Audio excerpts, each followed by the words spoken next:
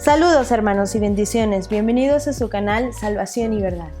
Estamos muy gozosos de estar con ustedes una semana más, gracias a Dios, y poderles compartir ahora un estudio bíblico acerca de la carta de los Filipenses. Y como siempre les invitamos a que ustedes también lo vayan leyendo en sus casas y nos platiquen si ya lo habían leído, estudiado o qué opinan acerca de esta carta. Apóyenos dejando sus comentarios, sus likes y sobre todo a suscribirse, ya que somos cada vez más y más en esta familia. Muchísimas gracias hermanos y ahora sí, comenzamos.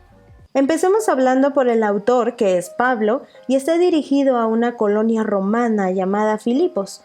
Se cree que esta carta está redactada en el año 62 después de Cristo y la hipótesis dice que la escribió desde Roma.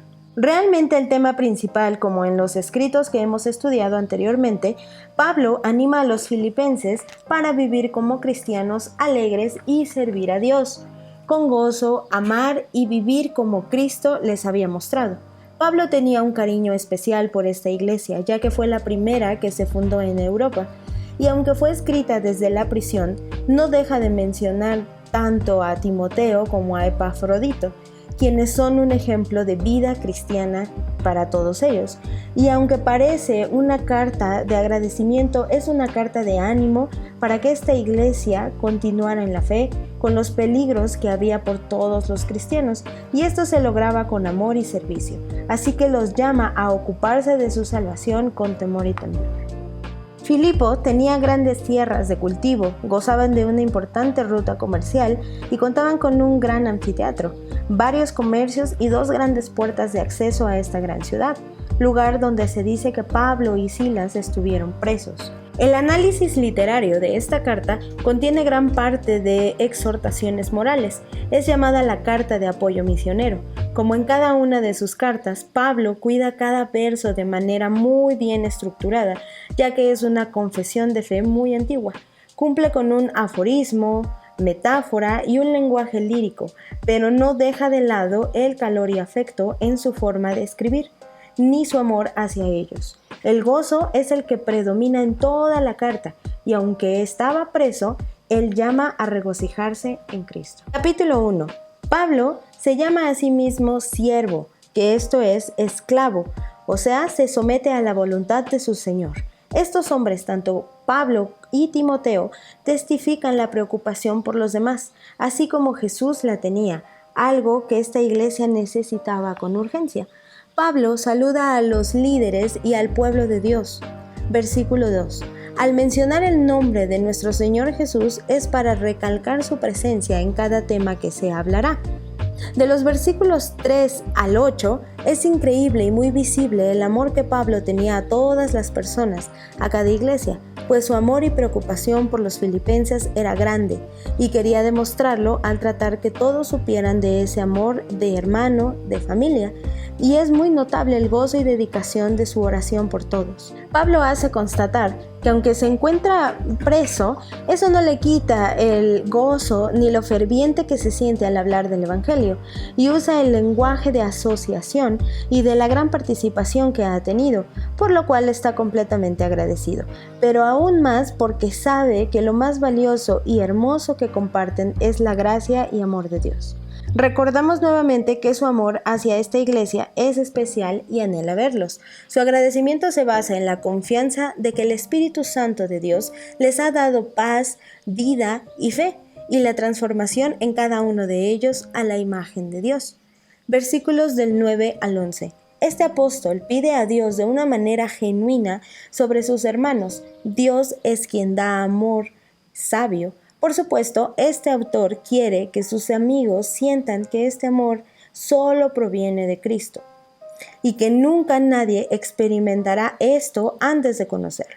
Y Pablo anhela que su amor se encienda nuevamente con el poder del Espíritu Santo para recordar que el Padre les había dado esa gracia para que cada uno la compartieran, ya que a medida de que uno avanza en Cristo, se producen frutos como el de la justicia y alabanza a Dios, no por nosotros, sino esto es dado por el Señor Jesucristo. Versículo 12. El apóstol hace hincapié en que si bien es cierto que los hermanos estaban tristes porque este apóstol estaba en prisión, esto había servido para que el evangelio se predicara más y más con mayor denuedo y menos temor. De este modo, los alienta a que en medio del dolor el gozo nunca se acabe, sino que pongan la mira en el evangelio y por supuesto en el Señor Jesús, autor de todo. Versículos 15 al 18. Existían ciertas personas, no se sabe si eran judaizantes o los mismos cristianos, que se oponían a Pablo, y algunos teólogos explican que buscaban causarle aún más aflicción, o como él mismo expresa, debido también a sus padecimientos físicos. Lo cierto es que el amor no estaba en estos, sino que eran movidos a defender sus propios intereses, y cuando el apóstol escribe esto, él solo quería que los ojos se pusieran en el evangelio. Versículo 19.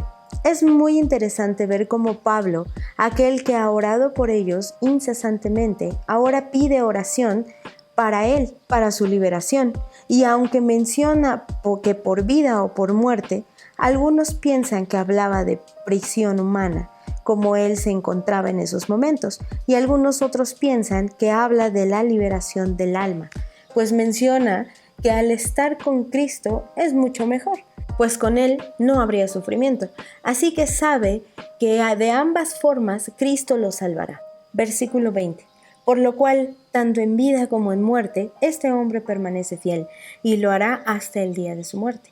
El versículo clave, versículo 21, lo escribe con gran entrega, ya que ahora sabe que no puede ni podrá vivir sin Cristo y sin servirle, y nuevamente menciona que al morir es ganancia, pues deja de sufrir y estará por la eternidad con el Salvador. Versículo 22 al 26. Realmente cuando meditamos esta carta a profundidad podemos entender que lo que Pablo quería era imitar a Cristo en todo momento, parecerse más a Él, pues en estos versículos nos permite leer que su deseo era partir con el Señor. Primero, para estar en su presencia y experimentar un gozo como nunca antes lo imaginó jamás. Y la otra era dejar sus aflicciones terrenales, pero sabe que aquí sería más provechoso para poder llevar el fruto y dejar sus intereses a un lado para servir a otros. Pues movido por el amor, sabe que deberá quedarse un tiempo más para que el evangelio se siga extendiendo. Los versículos finales tratan de que Pablo sabía que así como había algunos que se mantenían en la fe firmes, habían también opositores que vendrían a moverlos, pero Cristo les ayudaría a mantener la fe y sobre todo debían estar unidos, siendo uno, pues había divisiones en esta iglesia y por eso no se debía ni se debe tener divisiones entre nosotros, pero también menciona que al padecer por Cristo es algo notorio en todos los cristianos y que es un privilegio hacerlo, pues siempre se revelará aún en el dolor o en la persecución y que no deberíamos temer, pues la fe siempre debe acompañarnos y caracterizarnos en nuestra vida cristiana. Capítulo 2. Dejando un poco el sufrimiento, ahora el apóstol habla de que cada uno debe ver a su hermano como superior. Y si esto resulta difícil, pensemos en cómo Jesús, siendo rey, se humilló a sí mismo por todos nosotros, cargando nuestros pecados cuando él no conocía el pecado, lavando los pies de sus apóstoles, siendo rey y sirviendo a la gente siempre y quitando sus intereses por servir a los demás. Así que debemos ver por los demás antes que por nosotros mismos. Y lo remarca en el versículo 5, hablando de la obra perfecta del Señor Jesucristo. Versículos del 6 al 11. Este pasaje es uno de los más poderosos, pues Pablo deja en claro quién es Jesucristo.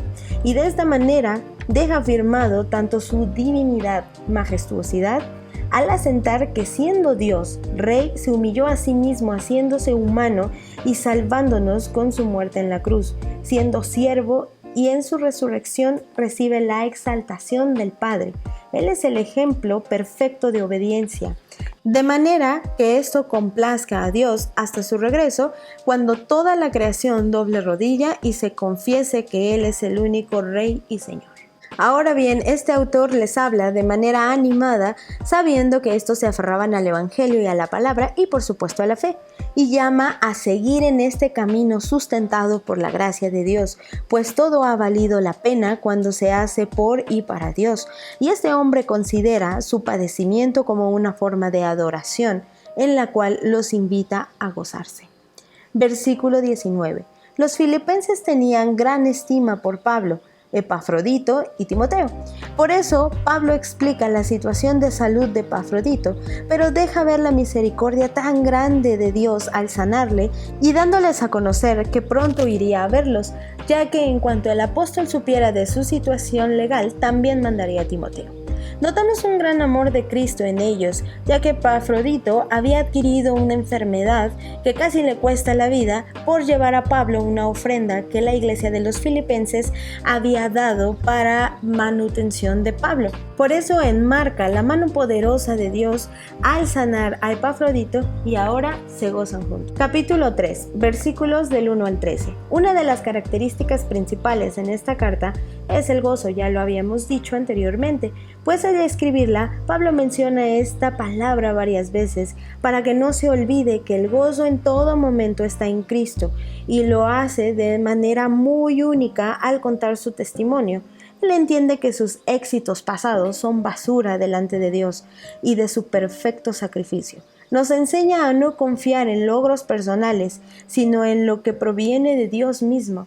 Reflexiona acerca de su vida pasada, que había tenido errores y que para nada era perfecto y aún tenía luchas, pero nos enseña que debemos seguir adelante con los ojos puestos en Cristo y siempre con la necesidad de avanzar y de formar su imagen en nosotros, esto dejando el pasado en manos de nuestro juez y salvador y siguiéndolo en todo momento. Versículos 14 al 17. En este pasaje empieza hablando de la meta como referencia a la línea de llegada, es decir, que su vida tiene marcado un propósito. Esto es esforzarse al máximo para llegar al lugar celestial y por fin hallar todas las bendiciones y promesas que nuestro Señor nos ha dicho.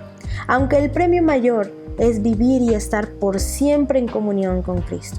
Así que llama a todos los que se creen perfectos o maduros a saber que no lo son, sino a sentir esa necesidad de fe con la que Él habla y permanecer en el Señor Jesús siendo firme.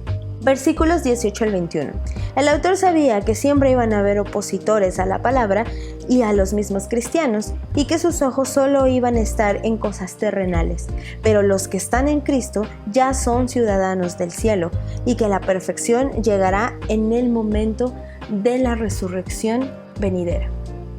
Capítulo 4 y último, versículos del 1 al 7. Pablo empieza por despedirse y concluir el mensaje de la carta y dice que su gozo es la perseverancia y salvación de los filipenses y menciona a Evodia y a Sintique, donde muestra su anhelo por verlas reconciliadas porque han anunciado el evangelio junto con él.